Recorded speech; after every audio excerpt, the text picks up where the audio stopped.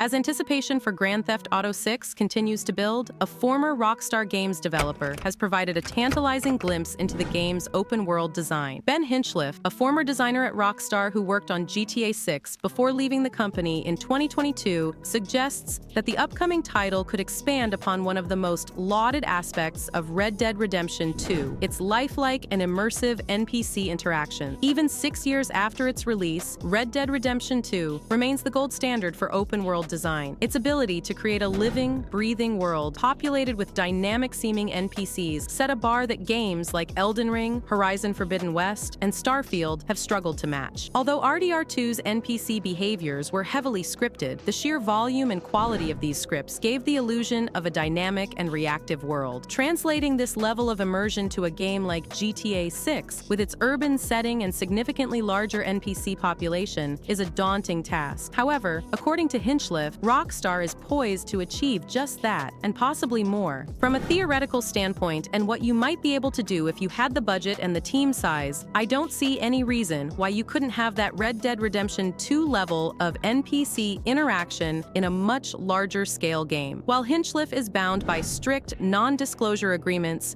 and couldn't confirm specific details, his statement strongly implies that GTA 6 could elevate NPC interactions to a scale never before seen. Rockstar has consistently set benchmarks for open-world gaming, and if it has indeed managed to replicate RDR2's level of immersion on a larger scale, it would likely redefine the genre. Unlike the rural, slower-paced setting of Red Dead Redemption 2, GTA 6 will return to the bustling streets of a modern city, an environment that presents unique challenges and opportunities for NPC interaction. A more chaotic urban sandbox requires far more NPCs, each with unique behaviors and routines that adapt to a player's action. As we leave 2024 behind, it's time to reflect on the games that defined the year. Just over a week ago, I asked the community a simple but important question: what's your game of the year? The nominees weren't chosen lightly. They were based on a mix of sales figures, community, reception, impact on gaming as a whole, and critical ratings. This year's shortlist featured 4 exceptional titles: Final Fantasy VII Rebirth, Black Myth: Wukong, Helldivers 2, and Astrobot. Each of these nominees brought their own magic to gaming. Helldivers 2 reminded us how fun and chaotic cooperative gameplay can be. Final Fantasy VII Rebirth brought an iconic story to new life, blending nostalgia with fresh surprises. Astrobot demonstrated the power of creativity and charm, proving that platformers are still relevant and exhilarating. Black Myth: Wukong delivered a masterclass in visual storytelling and innovation, blending mythology with cutting-edge technology. But before diving into the results, let's take a moment to honor some standout games that didn't quite make the final cut. Stellar Blade and Space Marine 2 both delivered unforgettable experiences this year. While they didn't secure spots in the Final Four, their impact on fans and the industry cannot be overstated. And speaking of honorable mentions, it's impossible to ignore Dragon Ball Sparking Zero, which earned its place as 2024's best fighting game. With its high-octane action and incredible roster of characters, it reinvigorated the Dragon Ball franchise and delighted fans worldwide. The community response was incredible, with millions of votes cast and passionate reviews submitted. Here's how it all played out. Helldivers 2 with 11% of the votes. Rebirth claiming 22% of the votes. It was a strong contender, reaffirming the timeless appeal of Cloud and his crew. At one point, Astrobot seemed poised to claim the crown, with a whopping 50% of the early votes. It looked like Team Asobi's innovative platformer would secure another landslide victory. But in a surprising twist during the final 3 days of voting, the tides shifted. With an impressive 43% of the final votes, Black Myth: Wukong surged ahead to become the community's game of the year. Its breathtaking visuals, challenging gameplay, and deep dive into Chinese mythology struck a chord with players, earning it the title against fierce competition. Speaking of awards, Black Myth also won Steam Game of the Year. While Black Myth: Wukong stole the show, some results sparked discussion, like Red Dead Redemption winning Best Soundtrack over heavyweights like Silent Hill 2 and Horizon Forbidden West. Meanwhile, Balatro, despite multiple nominations, walked away without a single win, though it has shined in other award shows like the Game Awards.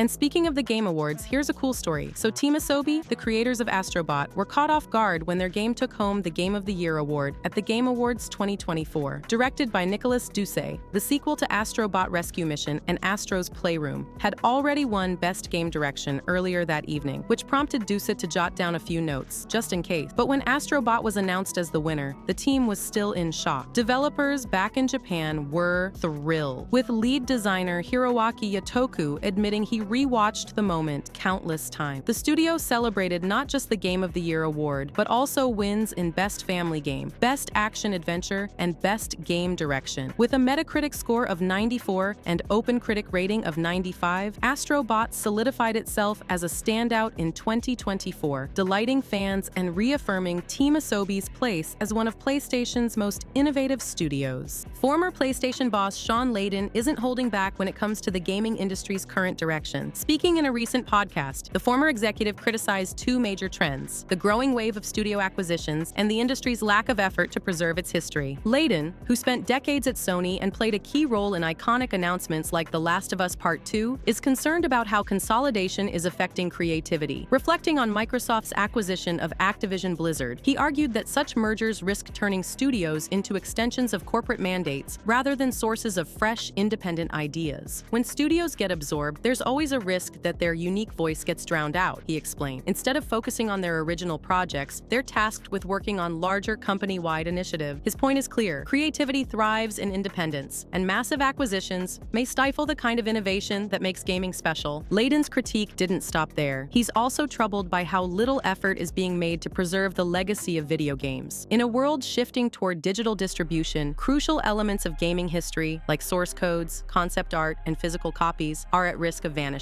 The games we make aren't just products. They're cultural artifacts, and it's our responsibility to protect them for future generations. Right now, we're failing at that. It's criminal. The challenges of preservation are well known. Consoles become obsolete, physical media degrade, and digital files can disappear when servers shut down. Layden urged the industry to step up, pointing to France's legal deposit system, where publishers must archive copies of their game, as a model that other countries could follow. His hope is that companies will recognize the need to balance progress with preservation, celebrating gaming's future without forgetting its past. After all, gaming isn't just about what's next. It's about honoring the journey that got us here. Bad news for PlayStation Plus subscribers. 11 games are set to leave the PS5 and PS4 game catalog as we kick off 2025. While Sony regularly adds new titles for extra and premium members, it's always a trade-off, with some games leaving to make room. And now, with January right around the corner, we know which games are about to disappear from the subscription service. Sony has already updated the last chance to play section of PS Plus, listing the games that will soon be removed. The biggest loss? Capcom's Resident Evil 2 Remake, a fan-favorite survival horror game that's often ranked as one of the best in the genre. Capcom is also pulling its Street Fighter 30th Anniversary Collection, and several Square Enix titles, including Life is Strange and Secret of Mana, are on the chopping block too. In addition to these catalog removals, the free games for December 2024 will also be leaving soon. If you haven't already grabbed It Takes Two, Aliens Dark Descent, or Temtem, make sure to claim them before they vanish on January 6th. As for the game catalog titles, you have until January 14th to enjoy them before they're gone for good. When the PS Portal was first announced, PlayStation's most dedicated fans weren't exactly thrilled. It got a lot of flack for being a streaming-only device with limited functionality. But fast forward a bit, and it turns out the PS Portal has been a massive hit. Not only has it dominated Circana's accessory sales charts this year, but it's even outselling other pricey hardware like the DualSense Edge. While Sony hasn't shared exact sales numbers, they've admitted the device has blown past their expectations. Hiromi Wakai, PlayStation's product management boss, revealed an interesting trend. PS Portal owners are playing their PS5s more often than those who don't own the device. She suggests it's because the Portal lets players keep gaming when they move to a different room, leading to more overall playtime. This success has sparked speculation about Sony's future hardware plan. Could the PS6 include a hybrid system that combines a traditional console with handheld gaming? It feels like gaming's future is leaning towards flexibility, letting players take their experience anywhere they go. For years, rumors about the Nintendo Switch 2 have been swirling, but no one's nailed down a definitive launch date until now, maybe. Just a few hours ago, the Italian site Uegna stirred the pot by claiming that accessories for the Switch 2, including first-party and third-party options, are set to hit the market on March 28. Naturally, this has fueled speculation that the console itself could launch the same day. Now, let's not get ahead of ourselves. This is still a rumor, so grab that grain of salt. That said, it's not completely out of left field. Just last last month, there was buzz about a January reveal followed by a late March release. More recently, whispers have pointed to January 8, 2025 as the big announcement date. If true, Nintendo would be speeding things up compared to the original Switch's rollout. Back in 2016, the Switch was unveiled in October, showcased in December, remember that Jimmy Fallon demo, and officially detailed in January 2017, before launching in March. This time, they might be cramming the entire reveal into January for a quicker turnaround. As for the specs, they've been pretty consistent in leaks. Nintendo is reportedly sticking with NVIDIA, using a customized Tegra 239 SoC, a variant of the Orin chip introduced in 2018. Expect an 8-core CPU with 12 ARM Cortex cores, and a GPU sporting NVIDIA's Ampere architecture with 2048 CUDA core. It's also rumored to include NVIDIA DLSS for upscaling and ray reconstruction for better lighting effects. But here's the kicker. Rumors suggest the Switch 2 might only manage 4K resolution and 30 FPS when docked. If true, that's bound to disappoint fans, especially since Sony and Microsoft have been delivering 60 FPS and even 120 FPS performance for years. Still, analysts are optimistic about the console's potential. They're predicting the Switch 2 could sell 80 million units by 2028, with 15 to 17 million of those moving in its first year. A lot will ride on the games, though. If you want to be ahead of all the gaming leaks and news, specifically PlayStation news, time for you to subscribe. And as always, a like on the video is very much appreciated.